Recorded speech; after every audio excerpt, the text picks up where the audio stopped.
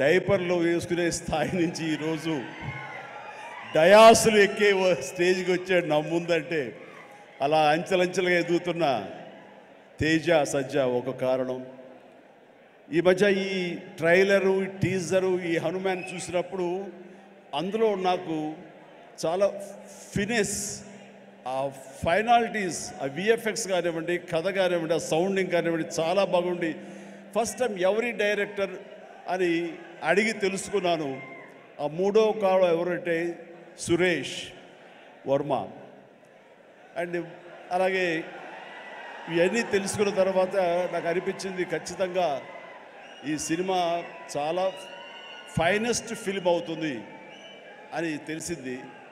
ఆ తర్వాత కొద్ది రోజుల క్రితం వీళ్ళిద్దరూ నా దగ్గరకు వచ్చి ఈ సినిమాకి మీరు ముఖ్య అతిథిగా రావాలి అంటే అసలు ఏమాత్రం సమయం తీసుకోలేదు. ఖచ్చితంగా వస్తాను, మీతో ఉంటాను, అన్ని రకాలుగా నా ప్రోత్సాహం మీకు ఉంటుందని చెప్పేసి చెప్పడం జరిగింది.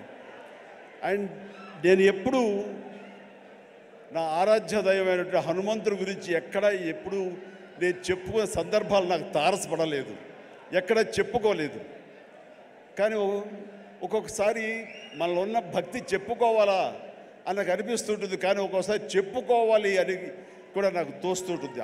ఎందుకంటే ఏ ఆంజనేయ స్వామిని నేను తలుచుకుంటూ చిన్నతనం నుంచి ఒక నిబద్ధతతో, ఒక క్రమశిక్షణతో, ఒక లక్ష్యంతో, ఒక ధ్యేయంతో ఈ రోజున ఈ స్థాయికి వచ్చానో, ఎవరి అండదండలు, ఎవరి ఆశీస్సులు నాకు ఉన్నాయని బలీగా నమ్ముతానో, ఆ స్వామి మీద ఒక కథ వస్తుంది అంటే అలాంటి స్టేజ్ మీద ఆయనతో నాకున్న అనుబంధాన్ని చెప్పుకోవాల్సినటువంటి సిచ్యువేషన్ ఉంది. చెప్పుకోవాలి, చెప్పడం ధర్మం. ఎందుకంటే ఇక్కడ ఉన్నటువంటి ఎంతోమంది యూత్ ఉన్నారు, టీవీల్లో వీక్షిస్తున్న వాళ్ళు మరి ఎంతో లక్షల్లో ఉన్నారు. వీళ్ళందరికీ ఒక ఇన్స్పిరేషన్, ఒక మోటివేషన్ ఉంటుంది. కాబట్టి ఇక్కడ చెప్పడం అన్నది అది ఒక హిందుత్వం గురించో లేకపోతే మరొక మతం గురించో అని చూసుకోకుండా ఒక ఇన్స్పైరింగ్ పర్సనాలిటీ మనల్ని ఎంత పైకి రావడానికి, మనల్ని అత్యంత స్థానం నిలబెట్టడానికి ఎలా దోహదపడతాడు, పూర్తిగా ఆయనకి మనం సరెండర్ అయిపోతే అన్నదానికి ఒక ఎగ్జాంపుల్గా ఈ హనుమంతుడు నేను తీసుకున్నాను. చిన్నప్పటి నుంచి ఆయనే నమ్ముకున్నాను. కాబట్టి అది మీరు కూడా ఎవరైనా సరే అలా నమ్ముకుంటే కనుక అలా స్థాయికి, ఉన్నత స్థాయికి వస్తారు. మీకు అది ఇన్స్పిరేషన్గా ఉంటుందన్న ధ్యేయంతో ఈరోజు చెప్పాలనుకుంటున్నాను. ఇది చాలా మనసు అంతరాంతరాల్లో నుంచి నేను వెలిబుచ్చుతున్నటువంటి ఇది. మా ఇంట్లో ఎవరు దైవభక్తులు లేరు. నాన్నగారు కమ్యూనిస్ట్, ఆయన ఫోటోకి దండం పెట్టడం చాలా రేరు. ఎప్పుడైనా అమ్మ కోరిక మేరకు తిరుపతి వెళ్ళి ఆ స్వామి దర్శనం చేసుకుని వచ్చేసేవాళ్ళం తప్ప, శనివారం అమ్మ వెంకటేశ్వర స్వామికి దండం పెట్టేది తప్ప, అంతమించి ఎవరు ఫోటోలకు దండం పెట్ట కానీ, స్వాముల్ని కొలవడం కానీ, దేవుణ్ణి ప్రార్థించడం కానీ ఏమీ లేదు. అలాంటిది ఈ చిన్నతనం అంటే 7th క్లాస్ నేను చదువుతుండగా అది పొన్నూరు, అక్కడ ఒక ఆంజనేయ స్వామి గుడి ఉండేది. ఆ ఆంజనేయ స్వామి గుడిలో నేను రోజు వెళ్ళి ఆంజనేయ స్వామి దండం పెట్టుకుని వస్తుంటాను స్కూల్ నుంచి వస్తూ. ఆ తర్వాత next year 7th class 8th class నేను బాపట్లలో చదివేవాడిని. ట్యూషన్ నాకు ఆంజనేయ స్వామి గుడి దాటుకుంటూ వెళ్ళాలి. తిరిగి వచ్చేటప్పుడు ఈవినింగ్ 8 ఎంత అవుతుండేది. కొంచెం చీకటిగా ఉండేది. ఇప్పుడు అంత బిజీగా అప్పుడు ఉండేది కాదు కాబట్టి కొంచెం భయంగా ఉంటుండేది. కానీ ఆ హనుమంతుడి గుడి పక్క నుంచి వెళుతుంటే అందులో ప్రసాదాలు ఇచ్చే సమయం, ఆ వంక ఈ వంక ఆకలి అవుతుండేది. వెళ్ళే ప్రసాదం కోసం హనుమంతుడితో భక్తి ఏర్పడింది నాకు.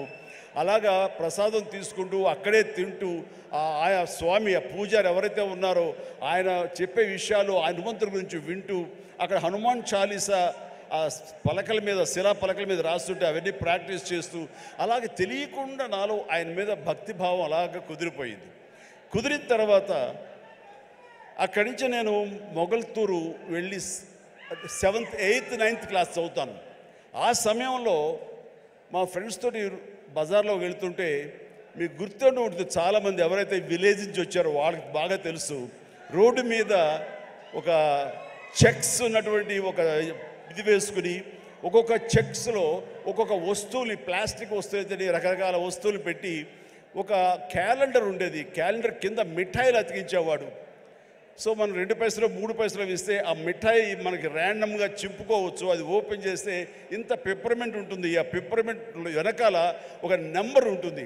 ఆ నెంబర్ చూసుకుని చెక్స్లో చూసుకుంటే ఏ వస్తువు, అది ప్లాస్టిక్ దువ్వెన రావచ్చు, ప్లాస్టిక్ అద్దం రావచ్చు, ఒక్కోసారి ఏమీ రాకపోవచ్చు. అలా చూసుకుంటే నాకు ఒక క్యాలెండర్ వచ్చింది.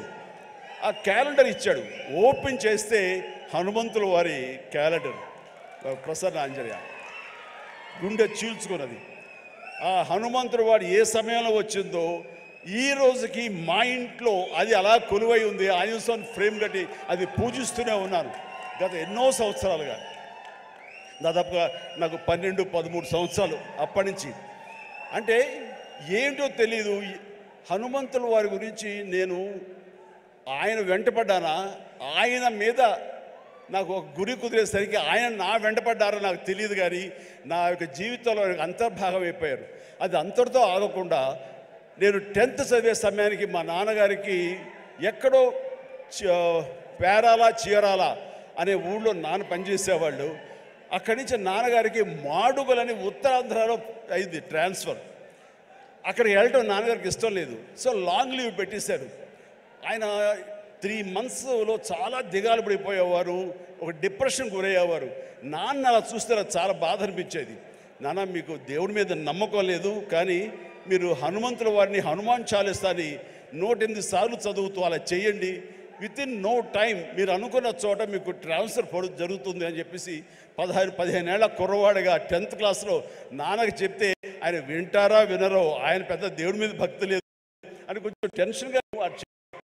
అవునంటావా? జరుగుతుందా? చేద్దామా? చేయనా అంటే అప్పటికప్పుడు హనుమాన్ చాలీసా నేనే ఒక చిన్న కాగితం రాసేసి నాన్నకి వచ్చారు. నాన్న 2-3 సార్లు చదివారు. ఆ తర్వాత 108 సార్లు ఆయనకి చిట్టి గారెలు ఆయన మెళ్ళో వేసి 108 గారెల్ని, ఆ తర్వాత మార్నింగ్ నుంచి ఈవినింగ్ మధ్యాహ్నం వరకు అయిపోయింది. అలా చదివేవాళ్ళు. నమ్మండి నమ్మపోండి, 1 నెల రోజుల లోపల ఆయనకి మళ్ళీ ఏ ఊరైతే కోరుతారో ఆ ఊరికి ట్రాన్స్ఫర్ అయిపోయేసరికి నాన్నకి విపరీతమైన నమ్మకం ఏర్పడిపోయింది. చెప్తుంటారు, నాకు గురువు ఎవరో కాదు, హనుమంతుడి పరిచయం చేసిన గురువు మా పెద్ద అబ్బాయి మా శంకర్ బాబు అని.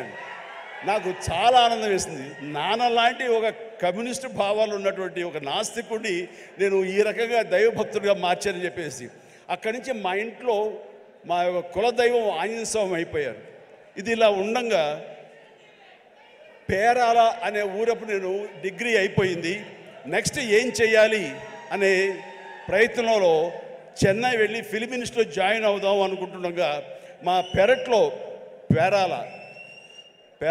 పెరట్లో తిరుగుతుండగా నాకు ఎర్లీ మార్నింగ్ ఏదో కాయిన్ ఒకటి కింద పడి ఉంది. ఏంటనే కాయిన్ అని చెప్పేసి కాలుతో ఇలాగ అన్నాను. అది సేవండి హనుమాన్ ఇది ఉండేది బిళ్ళ. వెంటనే కళ్ళకు అద్దుకుని పొరపాడైపోయింది చెప్పి చూస్తే హనుమంతుడి బొమ్మ ఉంది. అది తీసుకెళ్ళి నాన్నగారికి ఇచ్చాను. నాన్న ఇట్లాగని, అంటే నువ్వు ఏది చెయ్యాలని అనుకున్నావు కదరా, కాబట్టి అది నీకు ఒక దారి చూపించేలాగా హనుమంతుడు ఈ రకంగా కనిపించాడేమో అని పూజలో పెట్టారు. అక్కడి నుంచి నా ప్రయత్నాలు నేను చేయటం, అలాగే మెడ్రాస్ ఫిల్మ్ ఇన్స్టిట్యూట్లో నా ప్రయత్నాలు చేయటం, అక్కడికి వెళ్తే నాకు అవకాశం రావటం. నేను వెళ్లే ముందు నాన్నగారు దీన్ని ఒక దండగా, ఒక లాకెట్, ఆర్టిన్ షేప్లో ఒక లాకెట్లో పెట్టి నా మెడలో వేశారు. అది నేను చాలా ఒక ఆశిస్తులాగా, ఒక మనోధైర్యం, అంటే జేబులో బొమ్మ ఉంటే ఎంత ధైర్యంగా ఉంటుంది ఆ రకంగా ఫీల్ అయ్యి వెళ్ళేవాడిని. అప్పటి నుంచి అవకాశాల మీద అవకాశం ఎలా వచ్చినాయో 1977 నుంచి 78 అండ్ 79 ఆ ప్రాంతంలో, సారీ 78 సారీ 78, 79 అక్కడి నుంచి అవకాశాలు ఎక్కడ కూడా ఆగకుండా రావడం జరిగింది. అంత ఆ స్వామి మహిమ అనుకునేవాడిని. ఆయన నిరంతరం పూజించుకునేవాడిని. ఆయన్ని పూజించుకునే ప్రతిసారి నన్ను ఉన్నతమైన స్థితికి తీసుకెళ్ళి స్వామి నేను కూడా అంత క్రమశిక్షణతో ఉంటాను, ఎక్కడ వక్రదారులు కానీ వంకరదారులు కానీ నేను వెళ్ళను, అంత ఒక స్థితపేదతో ఉంటాను, ఖచ్చితంగా డిసిప్లిన్గా ఉంటాను, క్రమశిక్షణతో ఉంటాను, ఎప్పుడు ఆయనతో ఇంటరాక్ట్ అవుతూనే ఉంటాను, ఆయనతో సంభాషిస్తూనే ఉంటాను. అలాంటి నేను అది పెట్టుకున్నప్పుడు చాలా సినిమాలు చేశాను. నాకు తెలిసి 1980లో ఒక సినిమా తాతయ్య ప్రేమలేలు, దానికి డబ్బింగ్ చెప్తుండగా ఒక ఏవిఎం జీలో కూర్చున్నాను. ఆ తర్వాత డబ్బింగ్ చెప్పారు. ఇంటికి వెళ్ళేసరికి లోపల బిళ్ళ కనపడలేదు, ఆ పై చుట్టూ ఫ్రేమ్ మాత్రమే ఉంది. ఎంత డిప్రెస్ అయిపోయానంటే, ఏంటి నేను ఏం తప్పు చేశాను, ఎందుకు స్వామి నా నుంచి దూరం అయిపోయాడు, ఇది నాకు ఏమైనా మంచిది కాదా, అపశకునం అంటూ అసలు భోంచేయలేదు, ఏమీ చేయలేదు, తల్లడిల్లిపోయా. ఆ తర్వాత 2 days తర్వాత మళ్ళీ అదే థియేటర్కి డబ్బింగ్ చెప్పడానికి వెళ్ళినప్పుడు ఎక్కడితే కూర్చొని అక్కడే కూర్చున్నాను. అలాగే కూర్చుంటూ స్వామి దొరికితే బాగున్నప్పుడు కరెక్ట్గా రండి ఆ తివాచి ఉంది కింద, అక్కడితో ఇరుక్కుపోయి మళ్ళీ స్వామి కనిపించేసరికి ఎంత ఎనలేని ఆనందం, ఎంత ఇదంటే నాకు ఇండస్ట్రీలో తిరుగులేదు.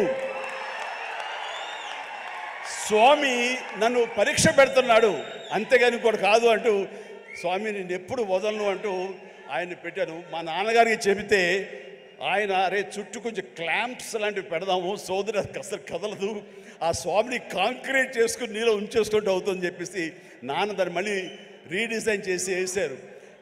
మీరు అప్పటి నుంచి సినిమాలు చూస్తే నా ఓల్డ్ సినిమాలు ఆ లాకెట్ ఎప్పుడు నా మెడలో ఉంటుంది.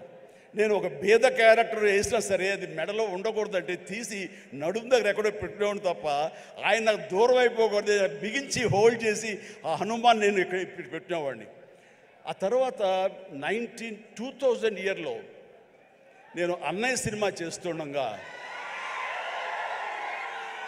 అన్నయ్య సినిమాలో 2 క్యారెక్టర్లు, ఆట కావాలా పాట కావాలా, అది సిమ్రంతో చేసే ముందు ఒక చెట్టుకు నేను పట్టుకుని వేలాడుతుంటాను.